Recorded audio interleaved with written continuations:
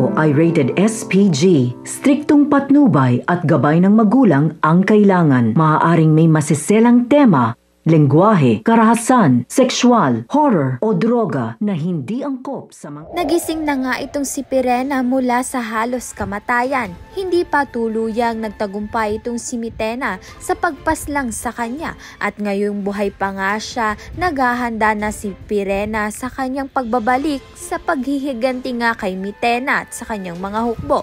Hindi na nga siya nag-iisa ngayon dahil kasama na nga niya ang bagong henerasyon ng mga sangre. Ito ngang si Tera, Adamus at Flamara. Sa kanilang tatlo, si Tera nga ang magiging pinakamalakas na kakaharap ni Mitena. Taglay nga niya ang kapangyarihang hindi pa kailanman nakita sa Encantadia, ang kakayahang makipag-ugnayan sa kalikasan, paghilom sa sarili at pagpuksa sa kasamaan gamit ang lakas ng lupa.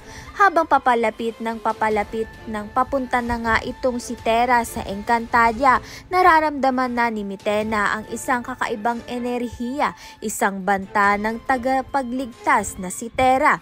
Dahil nga sumapit na ang kaarawan ni Tera, unti-unti na ngang nararamdaman ang pagiging makapangyarihan niya dahil naririnig niya na nga ang boses ng mga hayop, isang ang palatandaan na siya nga ang nagmamay-ari ng brilyante ng lupa at isang sangre na tagapagligtas ng Encantadia.